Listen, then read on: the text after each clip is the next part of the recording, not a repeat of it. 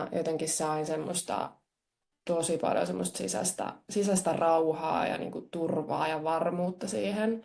Että vaikka uuden tekeminen totta kai aina nostaa niin kuin epämukavia fiiliksiä pintaan, niin oppi ottaa niitä ehkä vähän eri näkökulmasta vastaan ja niin kuin tiesi, että miten niissä ehkä kannattaa toimia, että pääsee eteenpäin. Moikka Essi. Ihan superihanaa, että oot siinä. Kiitos siitä. Mä haluaisin ihan ensin kuulla, että kuka sä oot ja mitä sä teet?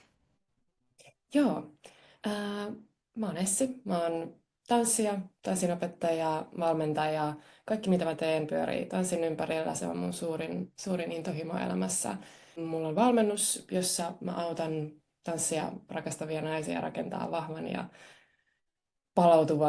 hyvin palautuvan kehon, jossa on energinen ja itsevarma olo, jotta he pystyvät sitten isommin myöskin kehittyä ja antaa sinne tanssiin ja myöskin totta kai muualle elämään. Mm. Ja sitten mulla on tämmöinen tanssiworkshop-konsepti kuin Empowered Workshop, jossa sitten päästään tanssin avulla löytää ehkä uusia puolia itsestään. Ja mitä mä näen, kun mä katson vaikka sun somea, sun brändiä ja kaikkea sun tekemistä ja asiantuntijuutta, niin kyllähän sä oot niinku tosi vahvasti siinä niinku naisten semmoinen voimaantuminen ja anteeksi pyytelemätön olemus ja se, että naiset ihan oikeasti saa tehdä täällä isosti, mitä ikinä haluaakaan tehdä, että mä näen tosi tosi vahvasti sen sun niin tosi suuren mission siellä, joka on ehdottomasti se, että naiset saa olla anteeksi pyytelemättömästi omia itseään ja oikeasti niin kuin tavoitella suurempia tai tavoitella sitä, mitä ikinä itse haluaa, niin se on ihan superupeeta, upeeta, miten siellä niin kuin näkyy myös se suurempi missio, mitä sä oikeasti ajat eteenpäin. Ihana kuulla. Joo, Joo, joo, se on, joo. se on siellä syvempänä tarkoituksena ja myöskin sitä mä haluan tanssin avulla tuoda. Tai musta tuntuu, että tuossa on jotain, mitä mä oon tullut tänne maailmaan tekemään, niin että tanssi on myös se väylä tuoda naisten voimaantumista esille ja olla se väylä siihen, että he saa yhteyden sinne omaan voimaansa tietyllä tavalla, uudella tavalla. Joo, ihan huikeeta, ihan huikeeta. Ja tarvitaan, siis tarvitaan niin paljon. Jos mietitään meidän yhteistyötä, ensinnäkin kiitos siitä, että mä oon saanut kulkea sun rinnalla ihan superantoisan kasvumatkan. Se on ollut todella upeata nähdä sun kasvua, ei pelkästään yrityksen kasvua, mutta myös sun kasvua nimenomaan naisena. Jos mennään sinne siitä on jo hetki aikaa, kun me ollaan aloitettu työskentely yhdessä, mutta jos mennään sinne, niin mikä oli siellä semmoinen moment, että minkä takia sä lähdit hakemaan ylipäätään apua?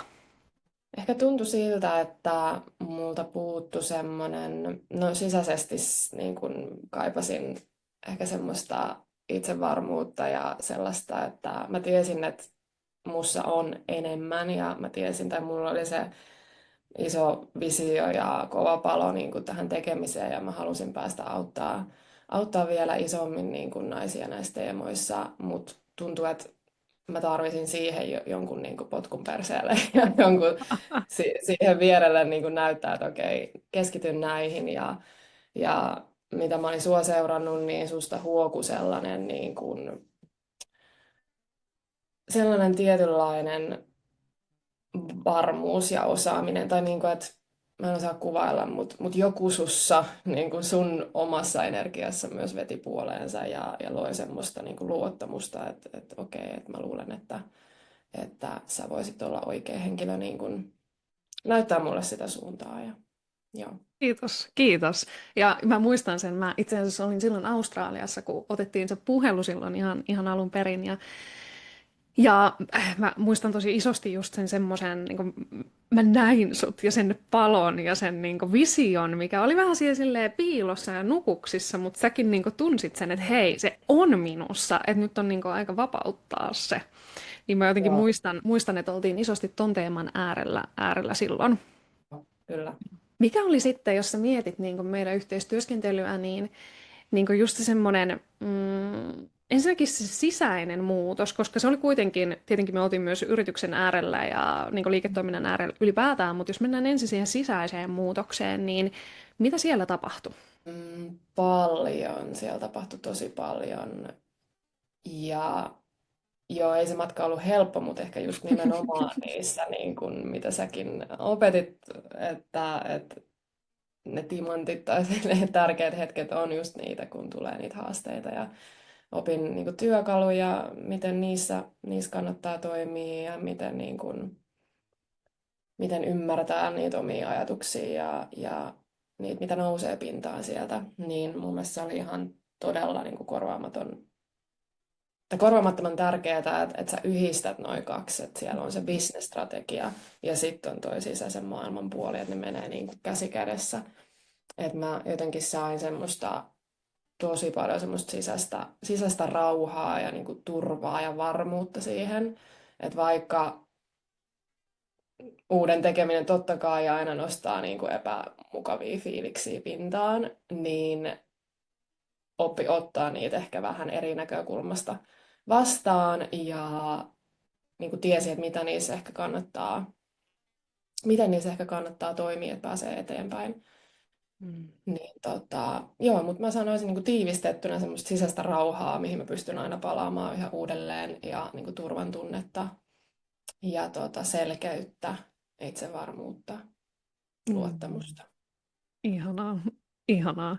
Ja siis se kaikki heijastuu sun brändiin nykyään. Ja mikä mulla nousee tässä isosti on se, että kuinka paljon sä oot kehittynyt copywritingissa, siis sisällön tuotannossa, koska se heijastaa myös sitä niin kuin sisäistä maailmaa. Niin kuin kun sä puhut siitä niin kuin rauhasta ja siitä tietystä luottamuksesta ja turvasta, niin mä oon tietenkin käynyt kaikki sun doksit ja copywritingin Mhm. läpi, niin se muutos on niin konkreettinen myöskin ollut, että se on näkynyt suoraan myös sun bisneksessä siinä, mitä sä teet, miten sä show up myöskin brändinä ja mitä sä kirjoitat, mikä se on se sanoma, miten sä ilmaiset itseäsi myös niin tuolla somemaailmassa ja näin, niin mulla nousee heti se, kun mä mietin just niitä ensimmäisiä vaikka tekstejä, mitä sä oot kirjoittanut ja sitten se sun kokonainen Joo, sisäinen muutos ja miten se on niin kuin terävöittänyt kaikkea sitä, mitä tulee myöskin niin kuin bisnekseen.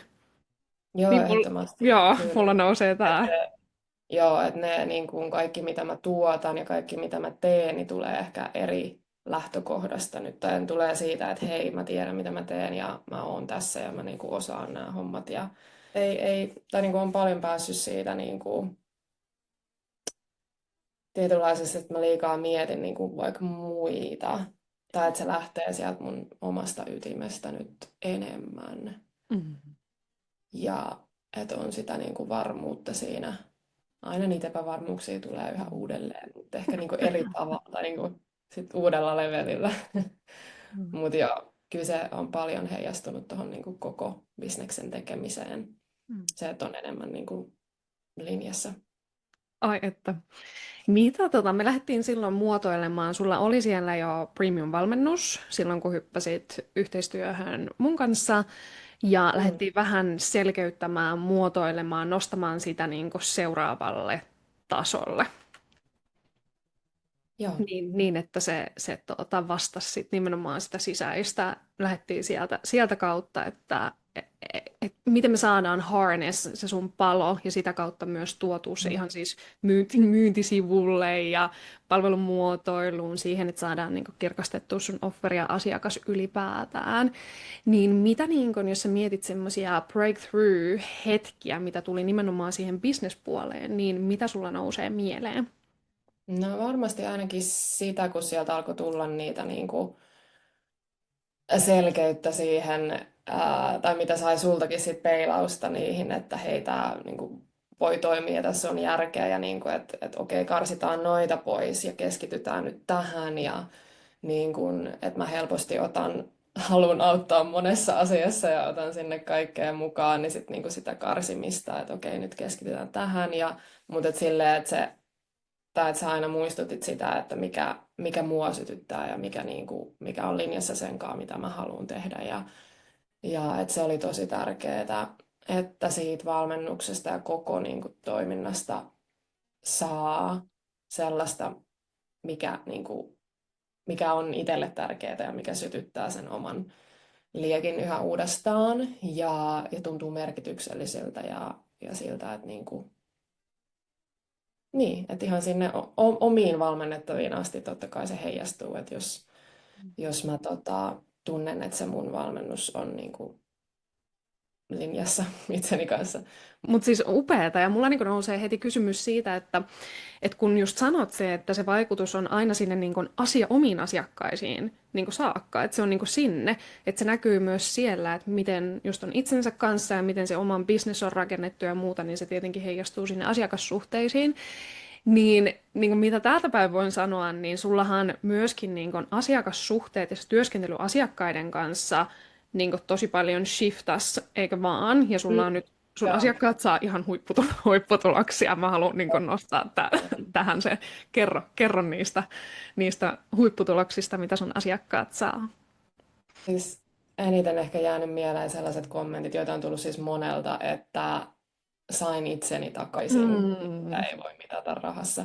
Et kun siellä on just ollut niitä kamppailuja, että tuntuu, että se oma keho rajoittaa sitä, mitä haluaa vaikka tanssin puolella tai muualla elämässä tehdä. Että siellä on oireilu- ja jaksamisen haasteet, palautumisen haasteita, ei pysty vaikka tanssiin niin paljon kuin haluaisi. Tai jotenkin, että se on aina se keho siellä jarruttaa, niin että kun ollaan tai sitä solmua sieltä saatu aukeamaan ja sitten onkin huomattu, että okei, jaksaakin paljon enemmän ja pystyykin vaikka jopa lisätä tanssitreeniä määrää ja palautuu tosi paljon nopeammin ja keho on vahvistunut ja että kun ollaan treenattu fiksusti, niin vaikka salitreeniä niin kuin tanssii tukevalla tavalla, niin siellä onkin saatu sitä vahvuutta ja keho kestää, ei tule kipuiluja ja niin kuin, että he kokee, että he on niin kuin tietyllä tavalla päässyt noista kahleista niin kuin vapautumaan. Ei ollut ehkä mieleenpainovimpia ja totta kai se niin kuin elämän asenteen muutos myös, mitä siellä on näkynyt, että moni on just astunut siihen omaan voimaan tietyllä tavalla, että on opittu pitää niistä omista rajoista kiinni ja pistää itseensä omat tarpeet sinne etualalle, mitä hyvin monella siellä on niitä haasteita, että ollaan se peruskiltti tyttö, joka vaan miellyttää muita ja sivuuttaa kaikki omat tarpeensa ja näin, niin se lähtee ihan sieltä käsin tämä muutos kuitenkin. Ihan super. Ja tuosta mä haluan vielä nostaa sun brändiä, koska sulla on tosi vahva brändi ja se näkyy siinä, että sulla esimerkiksi tiedän, että sulla tulee inbound leadejä esimerkiksi tasaiseen tahtiin. Tällä hetkellä sä oot lanseeraannut uusia kuvioita ja siellä on paikat täyttynyt tosi nopeeseen tahtiin, eikö? Kyllä on ihana huomata, että niin kuin resonoi uudetkin ajatukset, että nyt mä oon enemmän viemässä vielä sinne, että okei, siellä niin kuin tanssin tasolla kehitytään, että autan niin kuin tanssiharrastaja vielä nousee uudelle levelille siellä niin kuin tanssin puolella ja joo, on ihana kuulla kyllä, tai huomata, että se innostaa. Joo. Sulla on kaunis visuaalinen maailma, tosi oman näköinen brändi, sit sulla on linjassa ehdottomasti sun viesti, se sun missio näkyy ja huokuu siellä ja sitten siellä on tosi semmoinen hyvä tasapaino myös sitä sun omaa henkilökohtaista elämää, että saa oikeasti niinku myös niinku sitä henkilöbrändin, sitä henkilöä sieltä niin se on jotenkin ihana, miten sulla niinku sun brändissä nimenomaan yhdistyy noi asiat tosi hyvin. Niin se on jotenkin aina ihana katsoa, että kun meidänkin yhteistyö tietenkin on päättynyt ja näin, niin silti, että se sun brändi siellä vaan kasvaa ja kukoistaa ja sä oot jatkanut tosi pitkäjänteisesti myöskin sen niin kuin linjaamista ja rakentamista ja se oikeasti niin kuin näkyy ulospäin, koska mä tiedän silloin kun me ollaan aloitettu yhteistyö, mitä se on ollut ja mitä se on nyt, niin mä oon nähnyt tämän koko kaaren siellä, niin se on kyllä ihan tosi upeata nähdä. Kiitos, ihan kuulla. Jos mietitään silloin, kun investoit just valmennukseen, niin epäröitkö sä silloin sitä investointia? Oliko siellä semmoinen moment, mitä sä sanoisit itsellesi nyt? No en mä kyllä epäröinyt sitä siinä vaiheessa, rehellisesti sanottuna. Varsinkaan sen meidän ensimmäisen rupattelun jälkeen, mutta Mm. mm, mitäs mä sanoisin? Että kannattaa niin kun, todellakin skannailla eri vaihtoehtoja ja sitten mennä siihen, joka ehkä intuitio sanoo, että tämä on se tähän hetkeen niin oikea ratkaisu, oikea tyyppi ja luottaa siihen, että se kantaa ja että sä saat siitä just sitä, mitä sun kuuluu sillä matkalla saada. Kaikillehan kaikki valmennusmatkat on vähän erilaisia, Mm. mutta sieltä saa sen irti, mitä sun kuuluu saada. Entä mitkä oli semmoisia, mua kiinnostaa toi, koska sä just sanoit, että sä et epäröinyt sitä investointia. Se tietenkin, sä oot myös semmoinen ihminen, joka tietää, että okei, jos tämä on se, mitä mä haluan, niin mä en epäröi ottaa sitä. Mutta oliko siellä jotain muita elementtejä, mikä niin kun toi sulle sen tunteen, että sä et epäröinyt sitä investointia? No ainakin se, mitä mä ymmärsin tuosta sun niin kuin valmennuskokonaisuudesta, niin se kyllä hyvinkin matchasi siihen, mitä Mm. mä tunsin, että mä tarviin ja mitä mä kaipaan. Ja siellä oli se, että mä tunsin, että mä kaipaan sitä selkeyttä ja strategiaa ja niin kuin raameja ja sitä, niin kuin, että okei, tämä on se polku, mihin nyt kannattaa mennä ja näin sitä selkeyttä siihen, että mä tiedän, mitä mä teen. Mutta sitten siellä oli se toinen puoli, se sisäisen maailman puoli, mikä resonoi myös.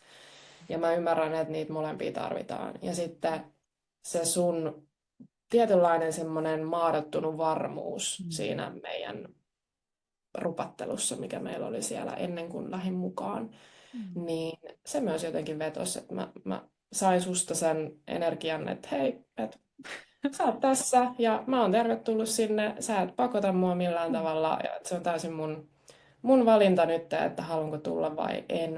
Niin Mm. se tietynlainen semmoinen Joo. varmuus siellä. No, kiitos, joo. Joo, ja täältä päin se on ihana sit, kun tunnistaa sen oman ihmisen siellä just, että hei, oikeasti, niin kuin, mä näen sut, mä kuulen sut ja mä tiedän mitkä linjaukset toimii ja myöskin niin kuin täältä päin se on niin tärkeää, kenen kanssa työskentelee, niin se oli kyllä ihana puhelu. Mä muistan vielä, missä olin ja mä muistan sen kohtaamisen ja itsellekin tuli niin vilpittömästi semmoinen olo, että hei, mä haluan itse asiassa lähteä työskentelemään sun kanssa. Niin se Mm, on aina tosi antoisaa, ne kohtaamiset. Mm. kyllä, ja sä oot niin jotenkin, tai aina on tuntunut tosi turvalliselta ja luontevalta niin kuin kertoa sulle mitä vaan. Ja tuon niin kuin Mm. valmennusmatkankin aikana niin saatat niin hyvin vastaan kaiken ja niin kuin ymmärrät ja osaat asettua tilanteeseen. Ja niin kuin, Mm. että se oli ehkä yksi tärkeimmistä, mitä mä uskon, että miksi mulle on tapahtunut sitä sisäistä tai niin kuin mielen shiftiä niin paljon, että, että sä oot myös siellä osannut tosi mulle ainakin toimivalla tavalla niin kuin vastaa siellä niissä tilanteissa ja niin kuin tuoda sitä ymmärrystä. Ja, Mm. joo, ehdottomasti. Kiitos. Mä haluan kiittää sua, että mä oon saanut työskennellä sun kanssa, nähnyt sen sun kokonaisen kasvumatkan, mikä on ollut siis ihan huikea.